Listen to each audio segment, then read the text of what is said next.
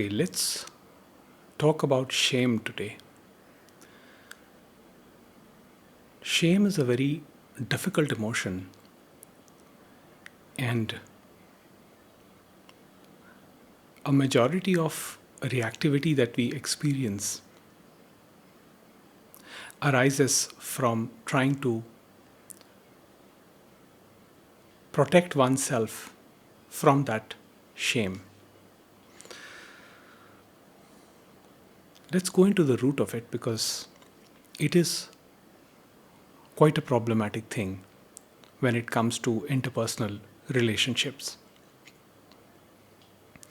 So, the first thing is when we talk of self centeredness, which is an identification with the image, the basis of formation of that image and the grandiosity that comes along with it is shame, the underlying shame. So, to compensate for that shame, we basically create an image, which is again not a fixed image, it keeps on changing. And if you go into psychology, you will see that grandiosity is also of two types. One is very visible, where a person will claim superiority and they will show that they are better than others and they're trying to one up others. That's very clear. But there can be grandiosity in another way, which is which can go under the radar. In that, one identifies with their victim image. This happened with me, that happened with me, and I'm different because bad things happened to me. And it is so unique. My experience, my suffering, the experience of my suffering is so unique. Nobody understands me. Nobody even comes close to the level of pain that I am experiencing. Nobody understands me. So again, that is also a sort of other side of the coin of grandiosity. Now, what happens? Let's say an event happens where somebody says something about us, which we perceive as an attack. So when we are trying to cover up inner shame, we are always on defensiveness. So our stance is always, like in boxing, like this. And whenever we get an opportunity, we are hitting. So what is happening here? To protect that inner shame, we have created a facade. And it's like a shield. So anybody who tries to get into that shield or, tells us to put down that shield, we attack. Everything is perceived as an attack. Now, usually what happens, in most people, the shame is not up to that level where they have to live like this. But in some cases, it is so extreme that every interaction is marked by shame, blame, guilt, malice, resentment. Every relationship, every association, every interaction eventually comes to that. So much defensiveness. No, you did wrong. And Ramesh Valsekar would say, when the ego speaks, the ego listens. The moment we try to point out and say that, no, that was not my intention. My intention was not to hurt you. There's even more defensiveness from the other side. Now, this happens only to those people who are totally identified with their separation. And they live in that constant fear, trying to protect something. What they are protecting, they don't even know that. But they live in that way. where they're trying to protect something. So, what is the solution? Well, there are modalities in psychiatry, in psychology, which can be helpful. There are other teachings. There are practices like breath work, mindfulness can be very helpful. But at the end of it, if one gets to the root of this shame, then one can see how it is arising and from where it is arising. And that can be recognized in the moment that recognition happens, that it is coming from this sense of separation, the entity me, which is constantly changing, constantly interpreting things according to a skewed vision that it has created. Then in that moment, the shame does not have that effect where one has to counterattack everything or perceive everything in a negative way. So, we tell people don't take it personally.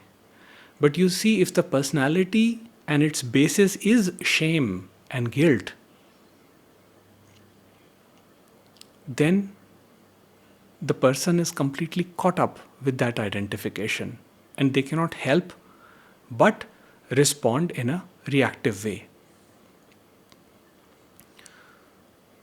So the whole idea is to simply see, simply observe, go within and observe what is the root of it.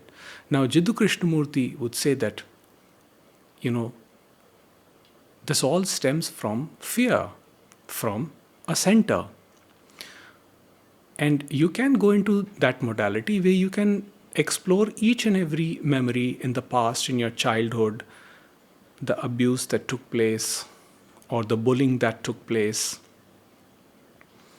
And you can try to identify it one by one, but that may not necessarily help because you see, branches of the tree, they grow again. They necessarily do not bring you relief. Just knowing what happened in the past may not free you from the past. So one has to, in the end, examine what is the root of it all? Where exactly is this all stemming from? And when one gets to that, then something interesting happens. Again, even after the identification that this all is arising from the ignorance which is trapped in the body, in the nervous system. It is the ignorance which is trapped in the nervous system. Once it is seen, the reactions may still continue, but there will be a difference. In the moment, based on an interaction, the shame or guilt may arise.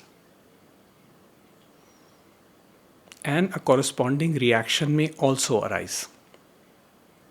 Let's say somebody says something nasty to you, like somebody says you're an idiot. Okay? Now, in the moment, anger may arise. And you may say something back, like you are a fool or you are an idiot or something like that. And then a sense of guilt may arise later on. Let's take another example where somebody just says something which is not meant to be said in a hurtful way, but you perceive it as hurt and then you react. Yes, this example will be better. Something like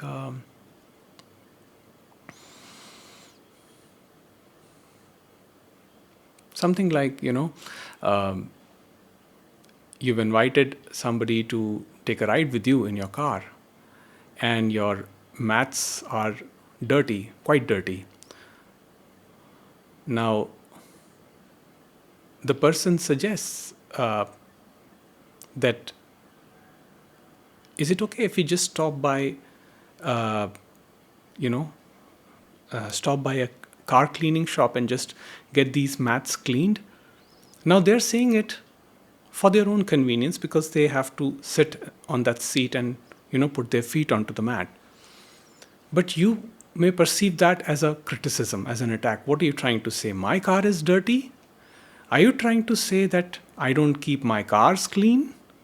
Are you trying to say that I am an unclean person?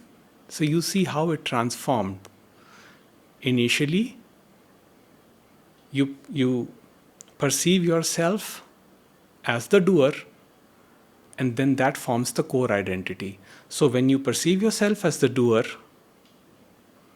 and when that identification is strong, it eventually turns into shame. Are you saying I am dirty? Are you saying I am bad? And in that moment, you may react. You may say something like, I know when to get my car cleaned. You don't have to tell me, or something like that.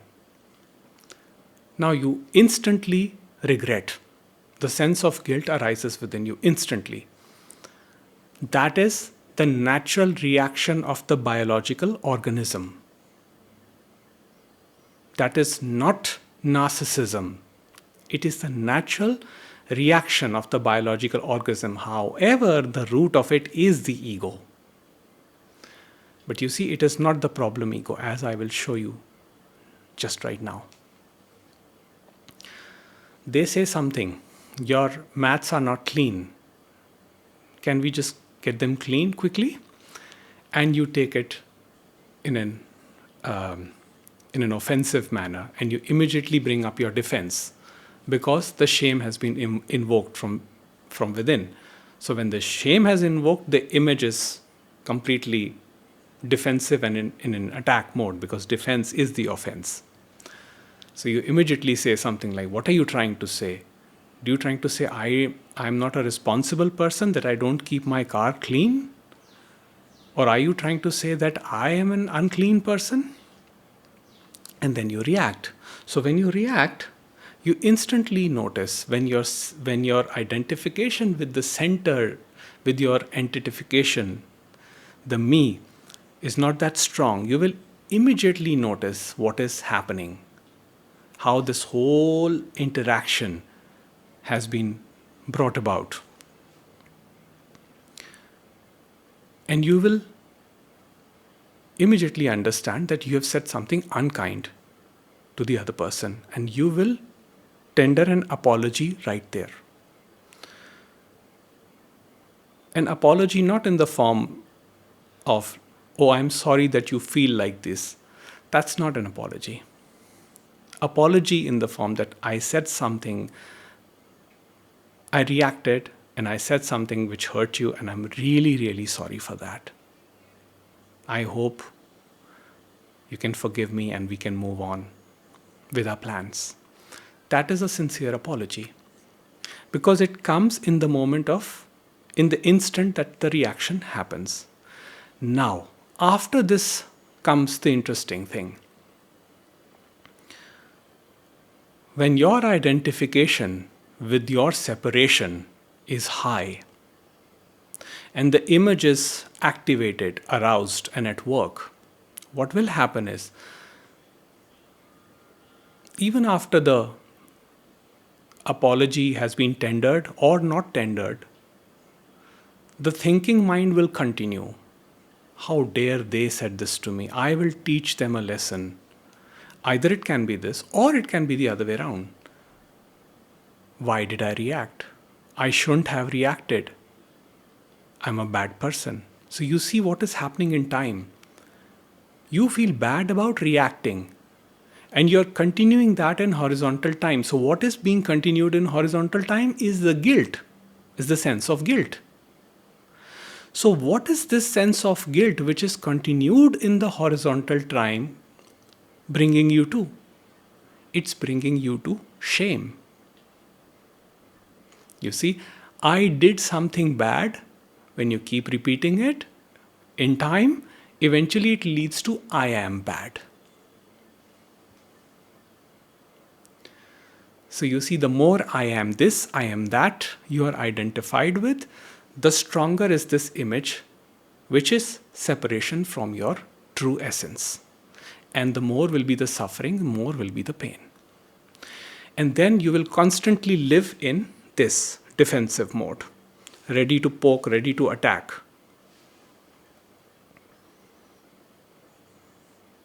So when we live like that, constantly in fight or flight, life is not a pleasant experience. And then we blame the nervous system. We say, oh, this is stored in our nervous system, so it comes out like that. What is stored in the nervous system is ignorance, because it is ultimately interpreted by the mind. Yes, it is quite fast. It comes up like a quick reaction. Anger, a spurt of anger. But it cannot form an expression without the mind. So that the words that you use to express that anger, that expression happens through the mind eventually. But again, that is the natural reaction of the biological organism. That does not, just having a reaction does not make you into a bad person. Unless it is too repetitive and it is happening with every person all the time. Again, it does not make you into a bad person, but that destroys peace in your life. And my concern is not to prove you right or wrong, or prove that these behaviors are right or wrong. My concern is peace. How can we live more peacefully? So when we live with this sense of shame, which is separation, our centeredness is strong. Our entitification is high. And then we are living in flight or fight with a highly stimulated nervous system that does not let us sleep, that spoils health, that brings in chronic pain, that brings in depression, anxiety, constant depression, every morning getting up agitated and wondering what is wrong. So it is like an iceberg. A very small portion of it is externally that is visible, but there is a mountain underneath.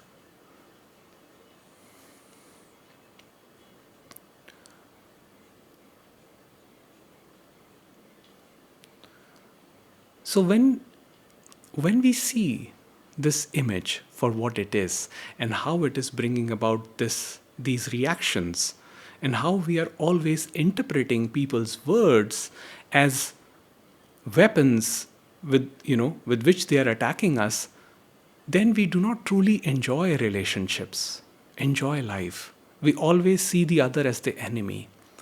And this is so unfortunate, because a lot of relationships, beautiful relationships, break down. Now again, it does not mean that if we see that in another person, we have to fix them. That is again a problem, because that is again requiring you to move away from your center in order to be concerned with the other. But there can be genuine compassion.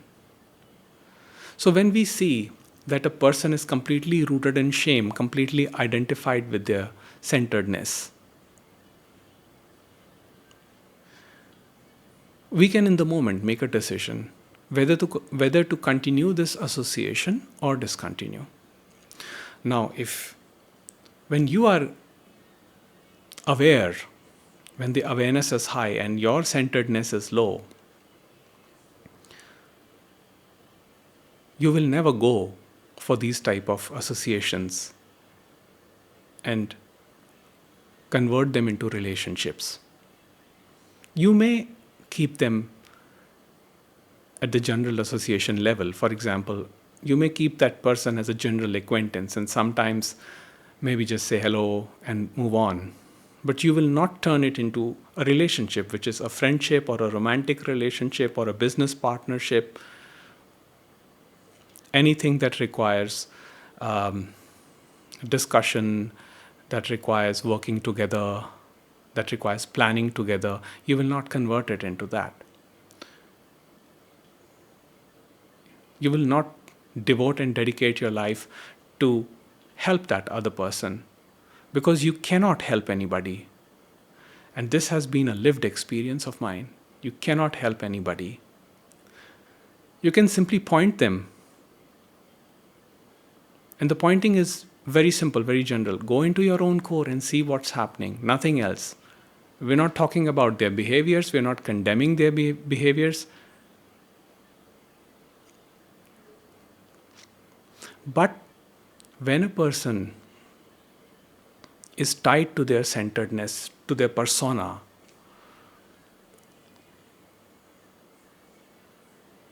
they don't see the whole series of life as happening. They see everything as happening to me, which causes shame, blame, guilt, malice. And as I said earlier, guilt in the moment is not bad. In the moment, it will help you identify what has happened here, what corrections can you make here in the moment. If your awareness is high, you can do that. You can probably breathe and bring yourself into this presence. That is the purpose of that function, of that emotion, guilt. If you can identify it that it is happening, you can immediately bring yourself into the presence, and then the right action will take place, which probably can be an apology or some sort of, some sort of expression of regret. But the presence is independent of time. So now that emotion which arose for this information, to give you this information, to give you this insight, will not propagate in horizontal time. As I am bad, why did I react? I should not have reacted. I should not have done this, not have done that. When that happens, that is the currency you pay to continue the behavior. When the guilt propagates in time, it eventually converts into shame. So the more the shame, the more is the defensiveness. So that is why you see in highly self-centered people, what happens is they would fight, they would create chaos, and when you step back, they will come again and apologize. They will say, I'm sorry, I didn't mean to do it, please forgive me. But then again, you find the same cycle repeating, because they are so identified with this shame, they become compulsive. And guilt is the currency they pay. Guilt in horizontal time, not guilt in the moment, but in horizontal time. That is the currency they pay to continue this behavior. So they act compulsively. They still say the mean things. They are still passive aggressive. They still ridicule. They still mock you. Till the point where you are aware enough to say that it's time to close the door on this relationship or association or whatever it is. And you choose peace. Because despite you trying to do everything, they follow their own curve, which is destined for them. But there is no hatred towards them. There is no resentment towards them. So let's talk a little bit about resentment. Problem with resentment is that it's like wearing a shoe with a stone underneath. And you are waiting for the other person to appear to throw that stone on him or her. But you're keeping the stone under your foot while you're walking. So you're going to limp.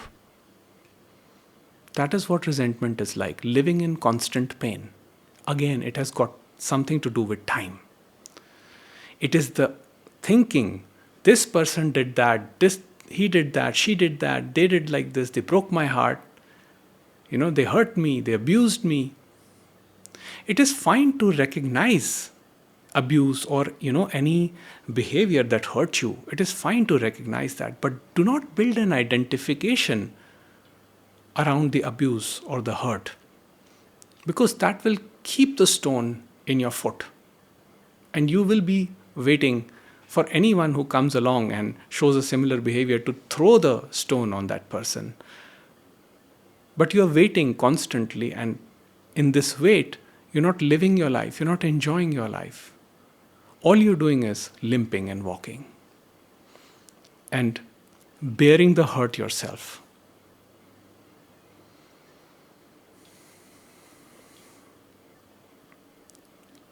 So all these emotions that arise in the moment are not the problem. But when they continue in horizontal time, they become suffering. They are total identification with the thinking mind, which is the self-centeredness.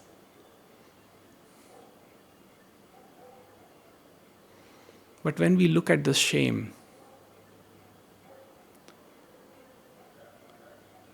we see what it is, what is the root of it, the whole thing changes. Now, for some of us who are ready to explore modalities, a different kind of treatments like therapy, which are very beneficial, very useful, and I do recommend that one, if one is experiencing all of this, then they go for that. Because even the therapist will bring out the patterns, they will make you aware of the patterns. So that is one step towards healing. But the final healing requires you to go inwards and see what this whole emotional body, which is a part of this self, the illusory self, what this is exactly. What is its true nature?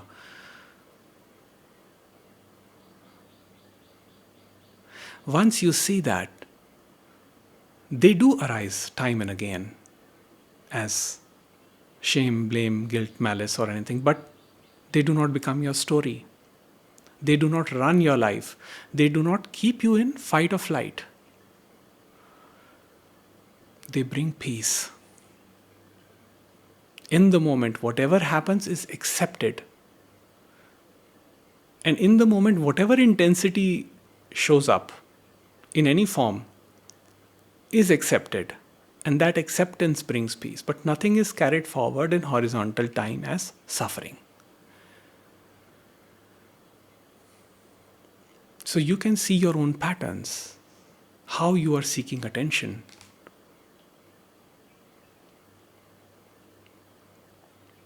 And how this attention is propagating this sense of separation even more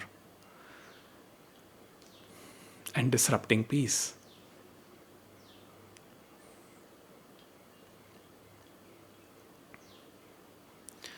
So, ultimately, how does one deal with this? What does one do?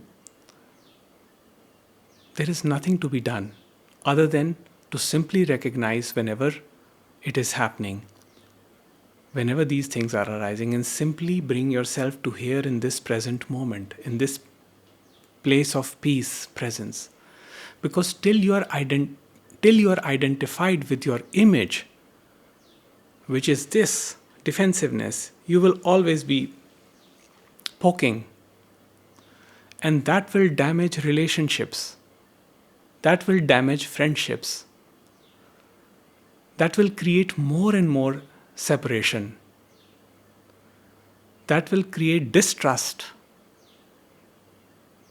That is disrespectful. It is a perfect recipe to create a disastrous relationship. But when you find out that your inner core is not this image that you think yourself to be, but this presence which is unconditional love, even then if the reactions happen, which can happen because our biology is like that, there will be no continuation of that thinking mind, of that separation in the form of suffering as hate or resentment or blame or guilt or malice or spite. You will not live with that thought that you're going to show them, you're going to hurt them, you're going to prove them wrong. It's not about them, it's all here. Your tendencies to fix other people, again, that also comes from the same source, from the same root. You cannot change them. Only awareness can change them. So let awareness do its job. And if the personalities are incompatible, and if you feel that anything or anyone is disrupting your peace, then make your decision. Make your decision. Always, peace is the priority. Peace is a non-negotiable.